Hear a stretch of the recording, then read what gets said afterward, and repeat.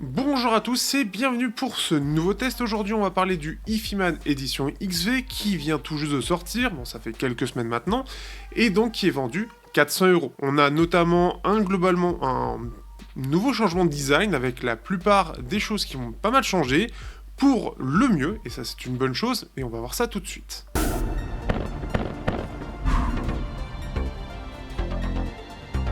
La première chose qui change radicalement dans ce design, c'est surtout les oreillettes. On a cet effet nid d'abeille qui vient donc cacher entre guillemets et habiller l'arceau et qui vient cacher le driver. Quelque chose qu'on apprécie ou pas, mais j'aime bien ce changement de design qui est plutôt bien fait et qui reste tout à fait premium avec sa finition en métal. On a droit aussi à un arceau qui est plus résistant et qui a été repensé, et ce qui fait que quand on compare face, et on verra justement un petit peu après, à un Adanda Nano par exemple, on voit un arceau qui est bien plus résistant et qui fait quand même plus qualitatif. Le repostat lui aussi n'est plus tenu par l'arceau à l'intérieur, mais on a un système de fixation qui permet d'avoir une rotation, donc qui va un peu moins tirer et qui est un peu mieux pensé pour s'adapter à la tête. Ça limite les déchirements ou la casse à long terme. Je trouve qu'aussi au niveau de l'ajustement de l'arceau, qui est toujours dans le même principe par contre, je le trouve plus fluide, moins cheap dans son fonctionnement. Pour le reste, on va retrouver des choses qu'on connaît déjà, les pads hybrides simili-cuir à l'extérieur et du tissu doux à l'intérieur au niveau de la peau pour le confort, et ça reste toujours aussi bon. On est toujours sur quelque chose qui est assez massif, c'est assez habituel chez Ifiman, donc si vous êtes habitué à ce design, il n'y aura aucun problème. Pour ceux qui vont découvrir, vous allez voir que par exemple par rapport à un Sennheiser, c'est beaucoup plus gros. Bien évidemment pour les connecter, c'est toujours du 3.5 mm qui vient permettre de connecter le casque de chaque côté. Globalement, je trouve que la construction est vraiment très bien, elle est au moins aussi qualitative qu'un Ananda Nano, même meilleure notamment, je trouve, sur la partie arceau. Donc c'est très réussi de ce point de vue-là. Je parle pas forcément beaucoup du packaging, néanmoins ici, il y a une petite chose intéressante qui est fournie. Au-delà du câble d'environ 1,50 m, son adaptateur 6.35 mm, mais c'est au niveau de l'emballage lui-même. La mousse de protection qui cale le casque pour le transport a été transformée, parce que d'habitude, juste on va le sortir, et il y a quelque chose qui est fait pour tenir le casque, que ça bouge pas trop, que ça casse pas, mais ici ils ont fait un double usage, d'une part pour le transport, mais aussi du coup pour la partie support, puisque cette partie en mousse a été découpée avec une petite partie en plastique pour le bas, pour donner un peu de poids et un peu d'équilibre, et pour savoir où le poser. Et ça va vous permettre d'avoir un support gratuit inclus dans le packaging. Ça reste très basique dans sa proposition, mais c'est assez intéressant de l'avoir. Et en vrai, je l'utilise, parce que j'ai pas forcément beaucoup de support, et à force d'avoir des casques, forcément, on manque un peu de choix.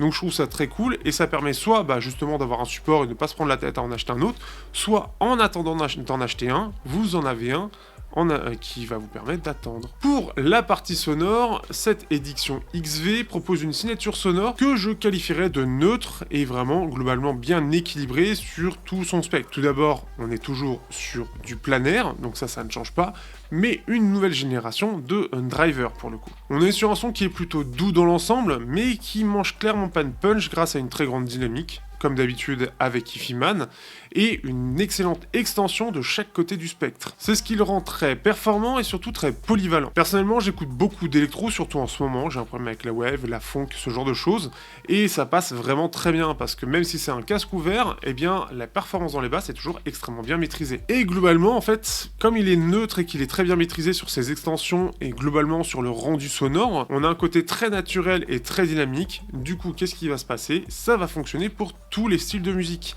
Et c'est ça qui est vraiment bien. On peut vraiment s'amuser. Surtout, on a une basse qui est assez dynamique et assez profonde pour pouvoir en profiter sur des styles qui en demandent. Sur du métal, il n'y aura aucun problème, même pas de problème justement, et on en parlera après face au Ananda Nano, de sibilance ou d'aigus qui peuvent être un petit peu trop forts pour certains. C'est vraiment très bien. Et pour du classique, cela restera suffisant. On pourra noter par rapport à d'autres gammes qu'il est avec justement des extrêmes aigus un peu plus en retrait. Du coup, l'intérêt c'est qu'on n'a aucune sibilance, aucun son agressif. Pour surtout les plus sensibles au niveau des aigus, vous aurez un son qui est vraiment agréable. Par contre, ceux qui justement aiment bien ce côté un petit peu fin, un petit peu net de la musique, ça pourra manquer un petit peu. Ça va donner au son un peu plus de corps, mais on a l'impression que les voix sont un petit peu plus voilées par rapport à d'autres versions de Ifiman. Ça crée un côté un peu plus atmosphérique, mais on perd un petit peu en fitness et un peu en naturel dans les voix. Mais en tout cas, je trouve que, et on parlera face à Ananda Nano, que c'est une petite habitude à prendre, mais on manque parfois un petit peu de finesse, je trouve, et globalement, ça fait un côté un petit peu plus chaleureux, un peu plus doux, comme si c'était légèrement voilé. La scène sonore, elle est vraiment très bien pour 400 €, c'est très solide. Par contre, en fait, encore une fois, parce que ces extrêmes aigus sont un petit peu plus en retrait, on a l'impression que la scène est un peu moins large.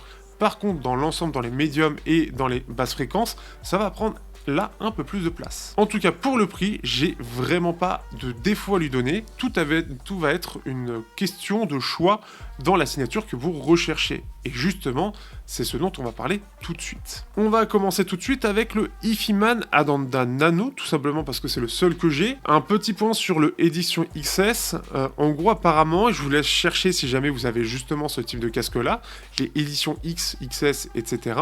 Parce qu'apparemment, la signature change quand même beaucoup par rapport à ses anciennes versions. On sent une meilleure maîtrise de Ifiman sur certains sujets, et ça semble être le cas aussi au niveau de la signature, ce qui fait que ça va vraiment être un choix très différent par rapport aux anciens casques. Par rapport à Ananda Nano, pour y revenir, on sent que techniquement, ça donne un effet un petit peu supérieur. Mais en fait, aujourd'hui, il est vendu à peu près au même prix, et ça va être encore un choix de signature. Globalement, il offre plus de détails parce que sa signature, et comme vous pouvez le voir avec la courbe, est plus orientée sur les extrêmes aigus. On a un côté un peu plus dynamique, on sent un peu plus d'ampleur, mais pareil, c'est parce qu'au niveau des basses, et là où c'est fait, c'est un petit peu différent, c'est un petit peu rehaussé par endroits, et ça donne cet effet où on a plus de basses, plus de dynamique. En gros, c'est comme si on avait un léger V en comparaison.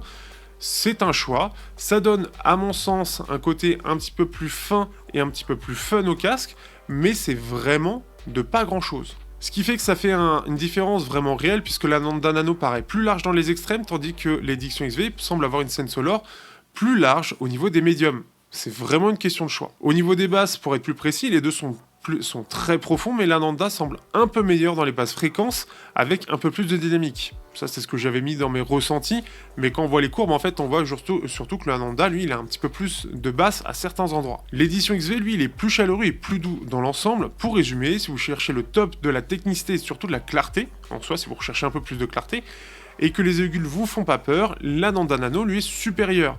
Et encore une fois, ça reste relativement subtil, mais c'est une subtilité qui se ressent vraiment. Si vous préférez un son un peu plus doux et chaleureux tout en restant très performant, le XV est un choix pertinent, surtout pour les plus sensibles des aigus. On va le ressentir, comme j'ai dit au niveau des détails, on a quelque chose de plus fin sur l'Ananda, là on a quelque chose qui va donner plus de corps aux voix, mais un peu plus doux, un peu plus chaleureux. On va comparer face au HD 505 de Sennheiser, alors on n'est clairement pas dans la même gamme, hein. Là on est 150 € en dessous, et on est sur du driver dynamique et non pas du planaire. Ça implique énormément de changements, et en sachant que Sennheiser n'a pas encore totalement renouvelé vraiment sa gamme avec de vrais nouveaux drivers, ce qui fait qu'on va avoir une sensation très différente. Par contre, on va le ressentir notamment au niveau du design. J'en ai pas trop parlé avec l'Ananda Nano parce que j'en ai déjà parlé avant, mais face au Sennheiser, on peut voir cette différence de gabarit. On n'est pas du tout sur la même chose. Par exemple, moi qui fais de la VR, le HD 505, je peux le mettre sur la tête avec le casque, parce qu'il est suffisamment compact, comme un casque ANC classique, en un petit peu plus grand. Là où le Ifiman, lui, va vraiment prendre plus de place. Et donc, c'est une affaire de choix, mais pour les amoureux du son, c'est vraiment plus là-dessus qu'il faut aller. Mais surtout, au niveau de la performance, la différence, elle est vraiment flagrante. On sent tout de suite qu'on n'est pas du tout dans la même gamme technique. Le driver dynamique du HD 505 est moins bon partout. Il va moins bas dans les basses, il est moins détaillé, la scène sonore est beaucoup moins large, et le son paraît globalement moins naturel, et surtout beaucoup moins dynamique. Le son du HD 505 fait plus fin, il y a beaucoup moins de corps dans les voix, même si le Sennheiser reste bon dans les médiums, il a du mal à exister sur le reste du spectre.